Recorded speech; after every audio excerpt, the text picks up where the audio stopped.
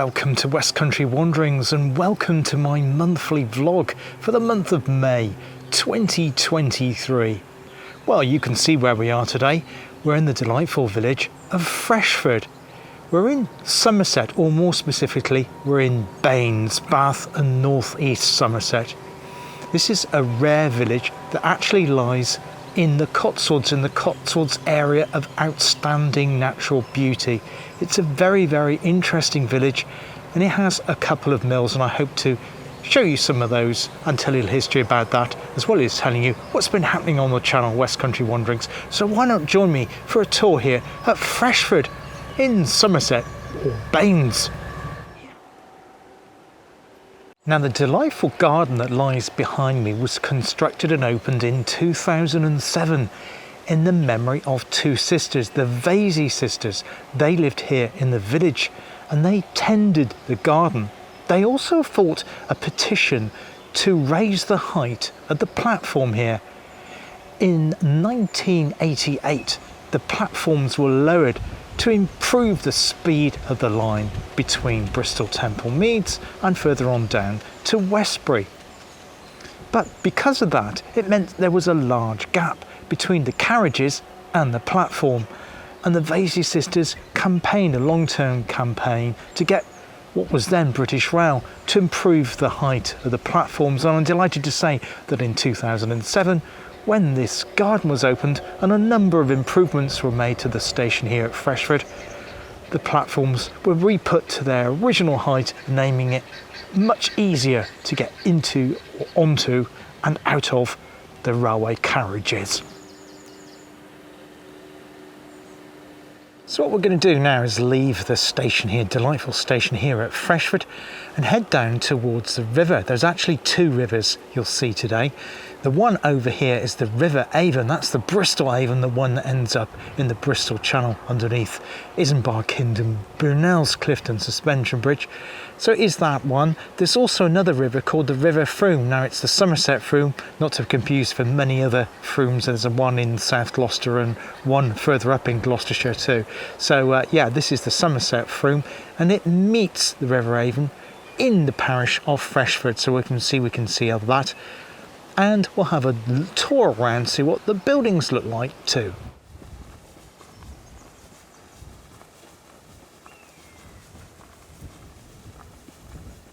Now, the month of May has been a little bit of a strange one on Westcountry Wanderings for a couple of reasons. First of all, the weather. The first part of May started off very, very wet, which hampered my plans for filming and made it, that's train just going through there, and made it quite difficult to get out and film. The second part of the May, including here today, I'm on the penultimate day in May at the moment. Beautiful day, though it is slightly chilly and slightly windy, but hopefully the sound isn't too bad with the wind. I'm trying to choose more sheltered spots. It has made it a lot easier. But I've been away for a couple of weeks. For 1 week, I actually spent in North Devon with family. I had a terrific holiday there for a few days. Thank you, John and Andy, for your hospitality. I really, really enjoyed the stay there. It was truly fantastic. I've produced one video from that already, and there'll be a couple of more. The first one I produced was The Secrets of the Marsland Valley, and there'll be two more coming from my stay in the North Devon area. And the following week I actually spent with my daughter, who lives in Cornwall. Although we didn't spend it in Cornwall, we went up to Legoland. My daughter's always wanted to go to Legoland, and it's completely outside of my area, and because of the children there won't be a video from Legoland, so don't be waiting for that one. But I did manage to film a couple of videos around Cornwall too, the first one of which was at RAF Davidstow Moor, and I'll talk more about that later on. But so yeah, it has been a little bit difficult, but I think there's been 12 videos altogether before the end of the month, which is the last day is tomorrow, so not too bad despite the difficulties with the travel and also the weather. Now, the first video that arrived for the month of May was actually a hangover from April. I published round about the same time as the monthly vlog went out, so I didn't get a chance to read any of the comments from it. And that video was Lost Railway Walks number 3, from Budleigh Salterton to Exmouth in South Devon, and I had a terrific comment on that video from Lionel and Mary Travels, who have their own YouTube channel too. It's well worth checking out their channel, and they write, I had no idea there were so many lines in that area, and the area they're referring to is East Devon, and it's great to see all those beautiful bridges still standing. It certainly is. You are correct in saying BR deliberately ran down the lines to make the case for closure more strongly, convincing no forward thinking involved. Yes, thank you Lionel and Mary for that comment. That's certainly the case. That what happened often in the early part of the 1960s, services were run down. Of course, they would then put the trains at the most awkward times of the day, cut the ones that people needed to get to work and school. Of course, people then no longer used the service, and then they had a case for a closure. But I really enjoyed that walk, and it's great to see, although it's no longer a railway line, you can see that it does get used by cyclists and walkers that live in the area, but also visitors to the area too.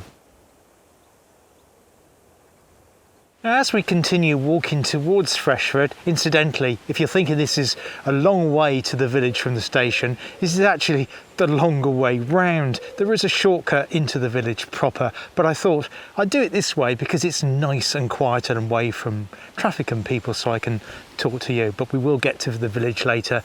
The really interesting thing about the village, or one of the many interesting things, is that apparently, and hopefully we'll be able to see this, all of the cottages don't have numbers, they have names.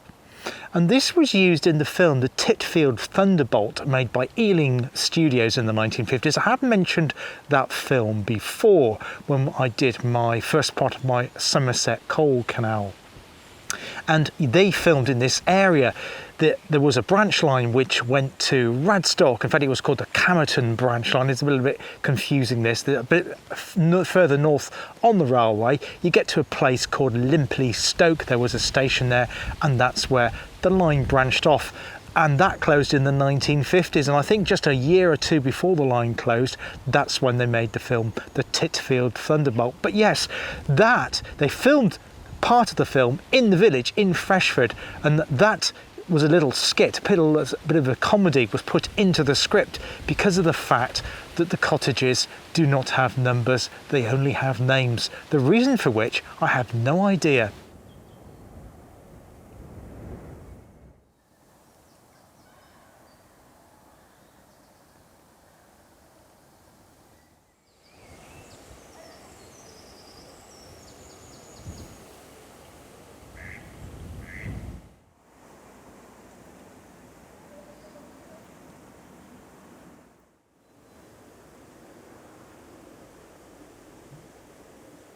I've now climbed up from the Avon Valley through Limpley Stoke. I'm currently sat in Limpley Stoke churchyard, which actually borders Freshford parish.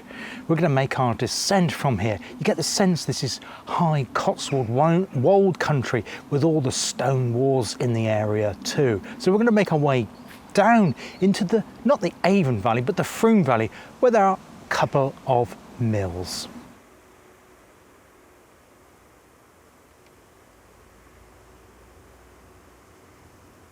You get a real sense from this corner of the churchyard just how high we are and how high I've climbed too.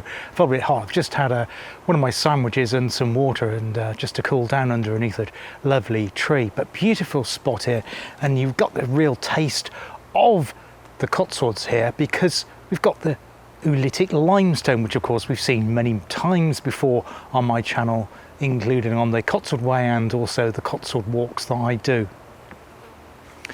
I did a railway series video, well, a couple this month, but the first one of which was after the railway walks one, was the Swindon and Cricklade Railway, which lies just to the northwest of the large town of Swindon in Wiltshire. Wiltshire's just over the border here. We're very close to that because I had to change at Trowbridge, which is, I believe, the county town of Wiltshire. I'll check on that, but I think it still is.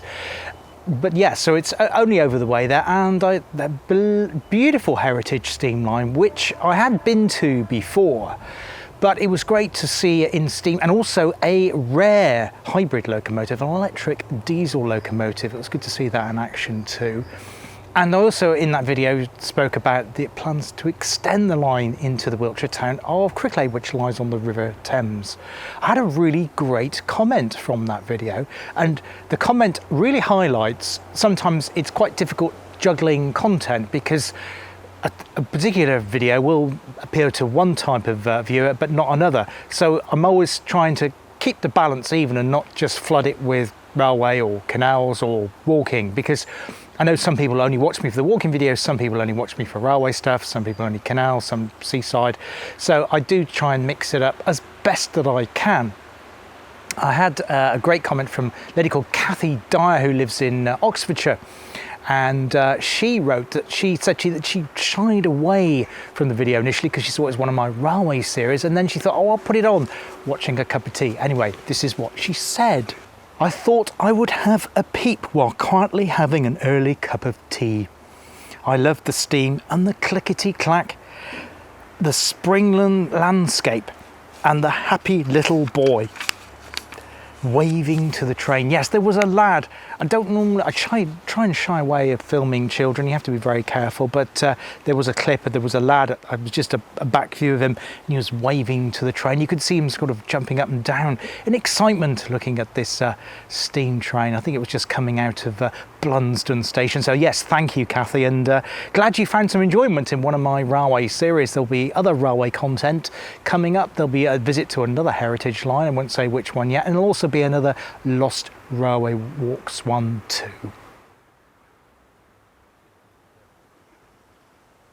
Now, there's been a village settlement in Freshford since Saxon times. Later on, the land around here was sequestered to Bath Abbey. They acquired it.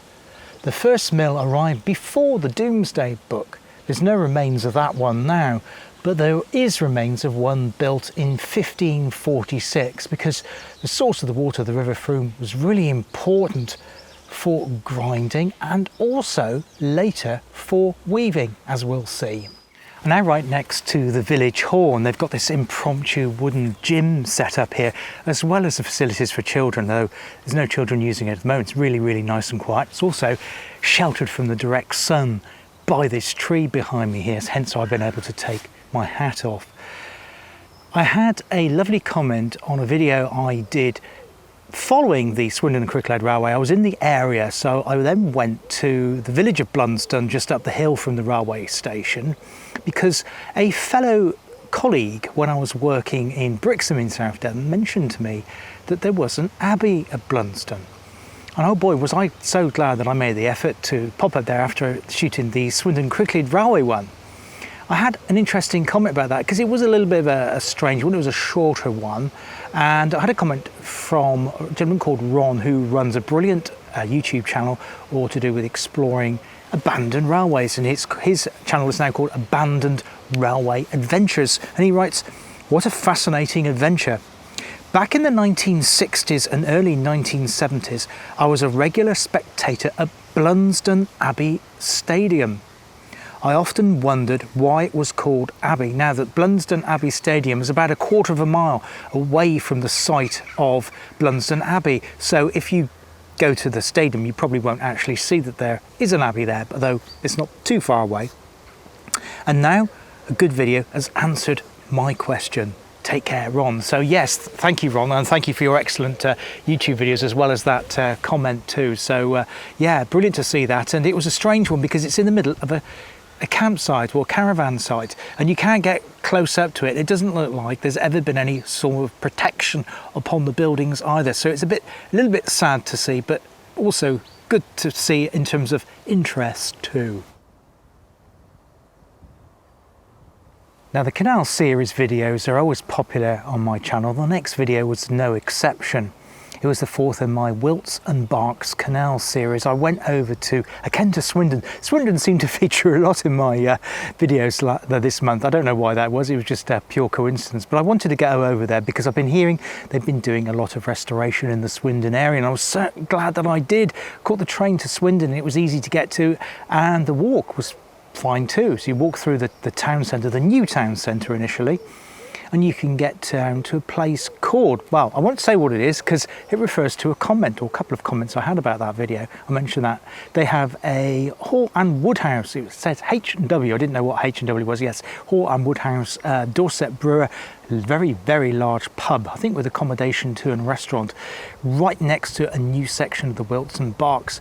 And they also do trips on Dragonfly weekends as well, so if you haven't seen that, worth checking out that, and check out Wilts and Berks Canal Trust website too. It gives you all information about the boat trips there. And I had a couple of comments, the first one of which was from a gentleman called Grant Bain who lives in Swindon. So thank you, Grant, for your comment. He writes, "Hi Paul, I live in Swindon and the place names such as," first bit ending in this word I'm going to say, Stow, and East, next bit word, are pronounced the same as the word witch. So yes, it is Witchelstow and East Witchel. I'm not sure the derivative of that. So thank you, Grant, for, because I did pose a question as to how you pronounce it because I wasn't sure. So thanks. It's always good to get to tap into somebody's local knowledge. So that's brilliant. Thank you, Grant. And David Bellani, who lives in Spain, also writes, "Wow, such a lot of canal activity in Swindon. I would never have associated it with canals." No, I don't think that many people do. When you get off the train at Swindon, it refers to the Steam, the railway centre, the museum, which we will get to at some point, I'm sure, and tells you about the outlet centre, designer clothing, and the shopping centre. It doesn't mention anything about the Wilts and Berks until you walk on for about a quarter of a mile and you see that bridge that I came to at the start of the video.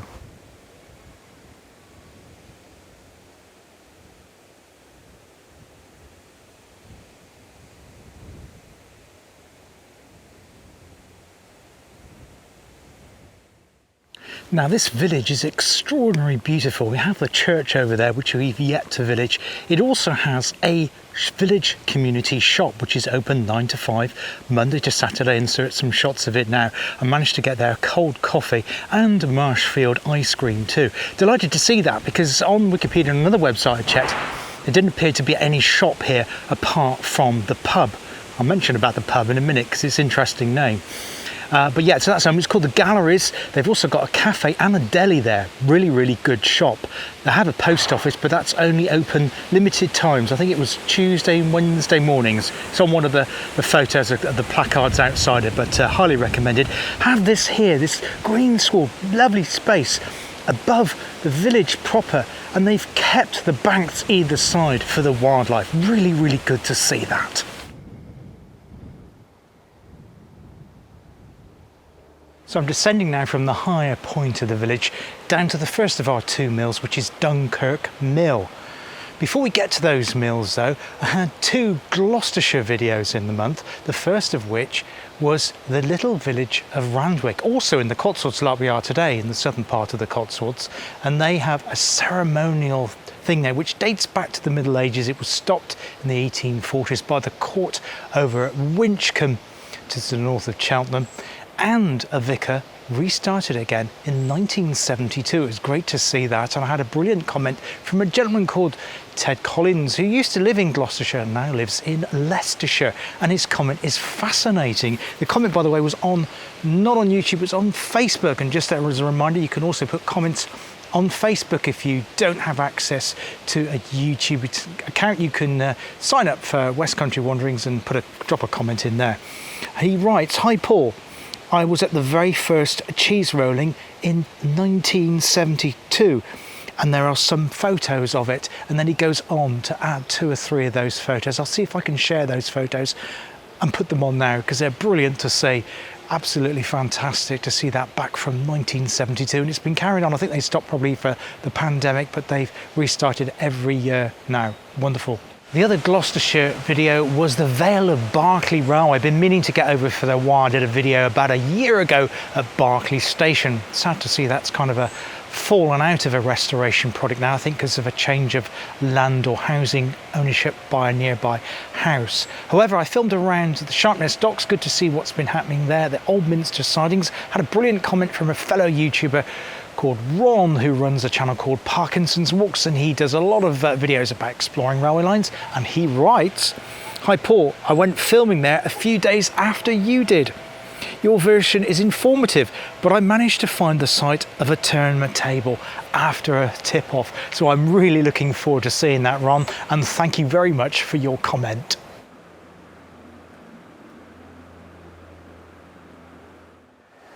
So what we're looking at here is Dunkirk Mill, or rather part of it, that was built in 1795 for one Thomas Joyce, and it's now residential property.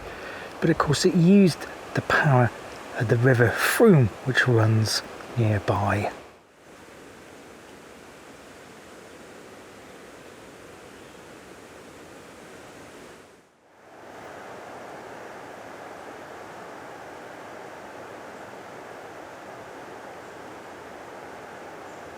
And we're now looking at the Freshford Mill site, and you can probably hear the River Frome too, which is just below the undergrowth there, running by Freshford Mill, of course. And a couple of websites says this is a derelict site, but it looks like now with the scaffolding up and the covers up that finally things are taking shape and it's now going to be restored. Freshford Mill is one of the reasons why Freshford expanded in terms of population in the 18th century. But it's since declined a little bit since then. It's now mainly a commuter town for Bath and Bristol, of course being conveniently sited on the railway line, and it has a half-hour service in the morning and evening rush. There is the River Frome.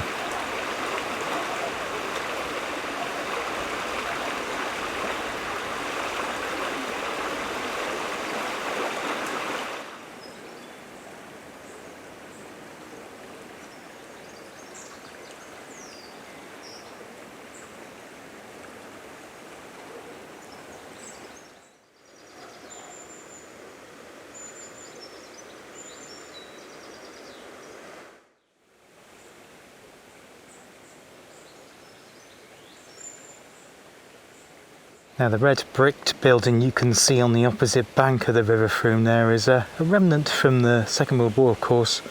It's a lookout post. Would have been one of the stop lines that surrounded the port of Bristol, so we're quite some way from Bristol, well, probably about 20 miles or so south to the southeast of Bristol, and yes, they would have protected the port and Bristol Channel too.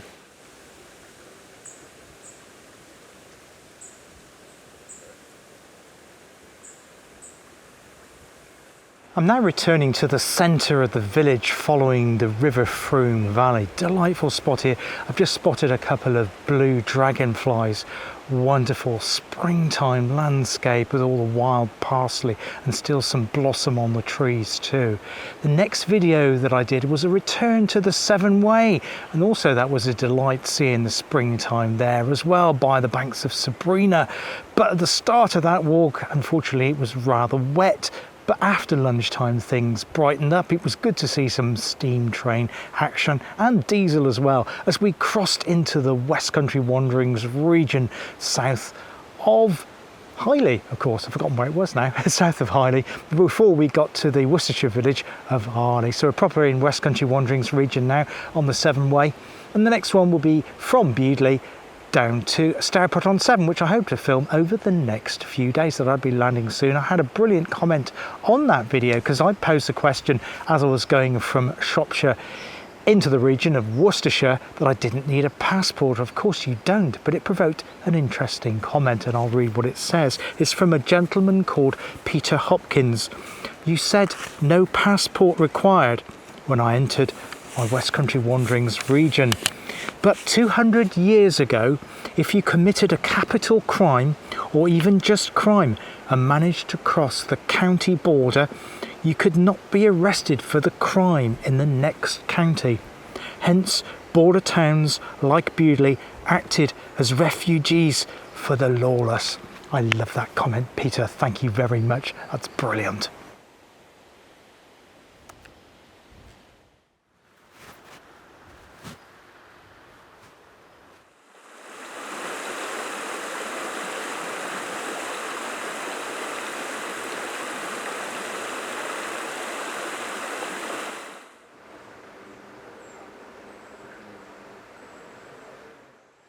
It's beautiful being by the banks of the River Frome here, just absolutely stunning spot on this late spring day, the last but one day in May of the month. Tremendous.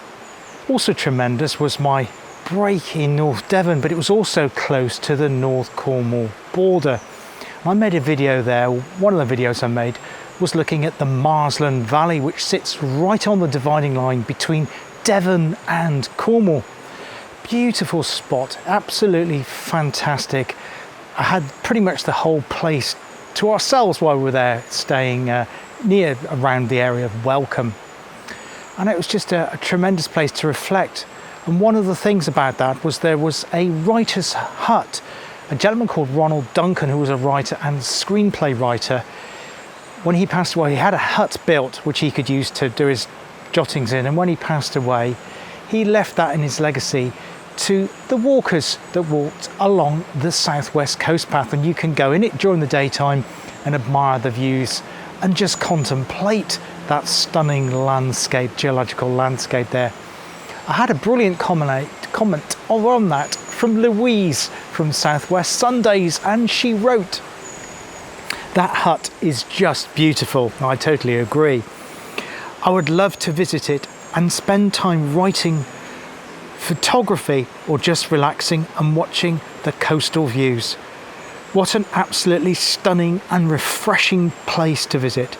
Fantastic ferns and flowers, all so lush." Yes, I absolutely agree with everything you say there, Louise. It was tremendous. Really, really, you can certainly practice mindfulness there as well. Tremendous place. Why mention at Southwest Sundays, I'd like to congratulate Louise on getting to 700 subscribers. Now she's gone over the 700 subscribers, so well done, Louise. Your videos are tremendous and you really, really put the effort in, so very well done, and you'll soon be on 1,000. I had another comment as well on that video from a gentleman called Michael Pilling. Now, I did add a note to this because at the time that he wrote the comment on the video, he was in hospital. In fact, he's been in hospital in Poland for 5.5 weeks. But just as I left home today, I've seen he's written another comment on the video that was just published this morning. I'll mention that in a bit, saying he now is leaving hospital. Congratulations, Michael. I'm so pleased and relieved that you've made a grand recovery and are able to return home. That's fantastic news. I know both myself and Ron from Parkinson's Walks, which I think is where Michael started following my videos from. He also comments regularly on Ron's channel too. So brilliant news, Michael. I really appreciate that. And I'll just read you that his comment he also put on the Secret of Marsland video, and that was, "Still in hospital in complications, but we now know he has left. I thoroughly enjoyed this beautiful video. What a wonderful secret place." And yes, and he also went on to comment that the fact he found watching that video from the hospital ward very, very therapeutic. And I can imagine that would have been the case, giving you a chance to escape from the walls of the hospital.